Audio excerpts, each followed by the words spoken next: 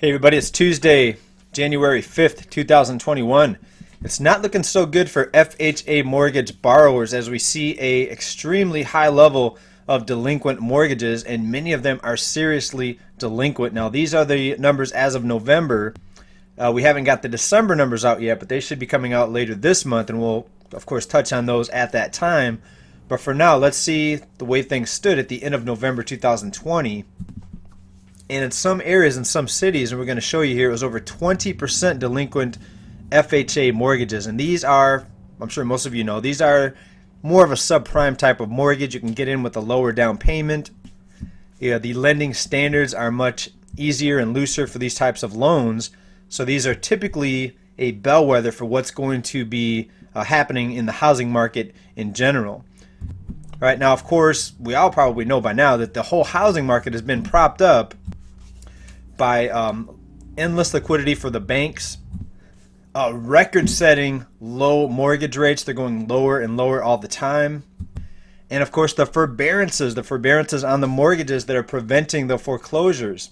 And we're going to talk about that as well. But let's get into some of the numbers here in some of the areas that we're seeing the most delinquencies on these FHA loans. And we go down into this article here. This is out of AEI.org. And we see, as of November, the overall delinquency rate was 17.5%, 11.8%, which of those were seriously delinquent.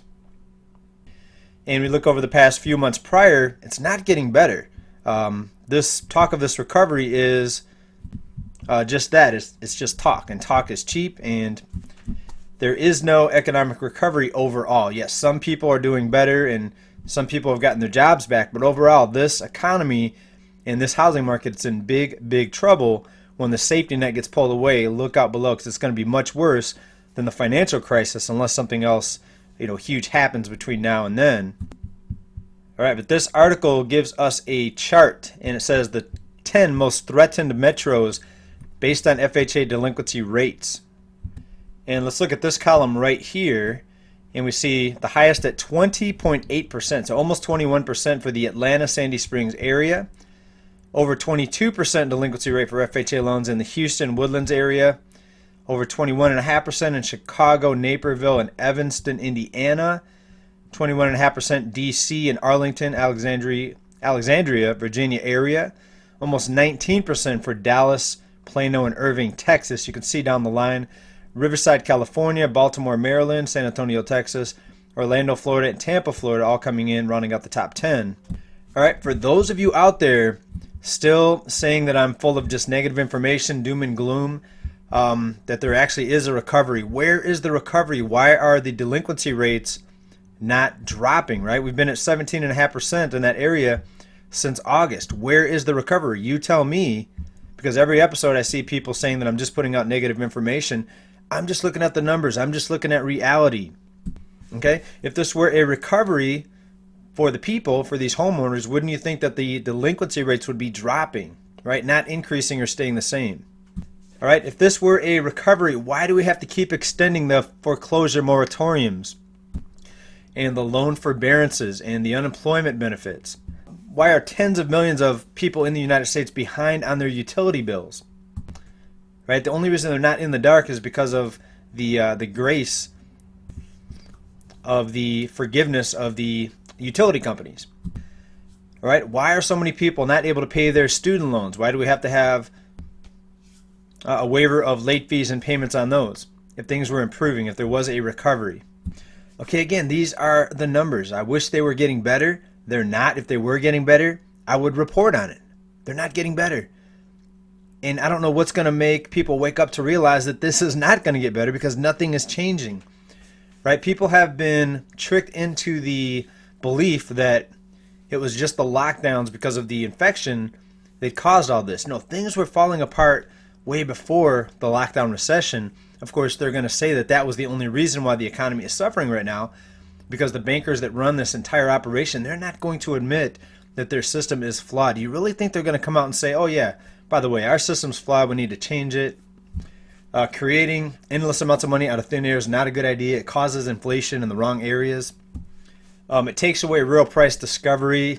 It eliminates the supply and demand economy. It eliminates the free market.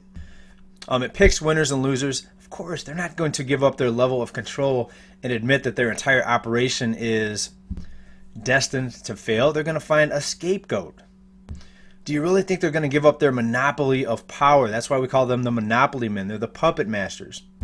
And unfortunately, they control pretty much everything in this country when it comes to finance and economics. All right, and I'm sure many of you out there will say that that's doom and gloom too, but that is reality. That is the situation that we're faced with here. I wish it wasn't true. I wish I could tell you that that wasn't the way things are, but that's the way they are. HousingWire.com. FHA extends foreclosure and forbearance policies until the end of February 2021, and it says the extension means some borrowers may not exit forbearance until February 2022, because even after it expires in February, they are still allowing some time beyond that date. But of course, they'll probably extend it again and keep people in debt. They're never going to actually address the underlying issues, which is banks lending out money that doesn't exist, creating money out of thin air, lending it to people who should not have borrowed that much money because it's overextending so many people, and it doesn't account for possible bad situations like job losses and slowdowns in the economy.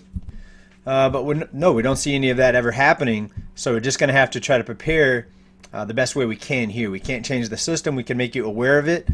So how can we prepare? Well, on the inflation side, hedge yourself against inflation. You probably know by now silver is my number one asset for that. Of course, other digital assets have done very well. Right now, with the recent price run up in the digital assets, I am actually a seller in the digital assets, and I won't rebuy or re-enter or buy again until we see a big correction. But in my opinion, you'll also have to have some cash, because when the buying opportunity presents itself, you want to be there to scoop up these assets for super good deals. And yes, eventually at some point, prices are going to have to come down. Either one, when the life support gets pulled away, when the forbearance ends, all the assistance programs, the moratoriums, and so forth, eventually those are going to get pulled away. Or two, if some sort of regulations are implemented that prevents the banks from loaning out money. We know this is all based on lending, spending, and pretending the economy is good based on people accumulating debt, buying things they actually can't afford because they're taking out debt, taking out loans to make these purchases. It makes the economy look good for the time being. It creates an illusion of a strong economy with all this buying and selling. But really, it's all fueled by debt, right? This entire economy is fueled by debt. So if the banks get regulated more heavily, if we actually see real reform where the fractional reserve system gets outlawed or eliminated, if we ever go back to sound money, many people think that's right around the corner. I've been hearing more and more interviews that something big is possibly brewing as far as the monetary system. So buckle up, prepare yourselves, because this housing market is in for some very big things in 2021, regardless of how it looks. It looks like they're just going to keep it propped up forever. But prepare for all possible outcomes. Cash, hedge against inflation, silver. If you're one who believes that prices are going to continually rise and that nothing will ever change, it's just going to be more market propping until infinity, then go out and buy a home if that's what you believe. But I believe we're going to see big things happening here in the very near future, and we've already seen big things happen, but things are going to get even crazier, believe it or not. Stay tuned, people. It's about to get even wilder than we saw in 2020. Stay well, stay safe, stay prepared, everybody. Bye for now. Peace.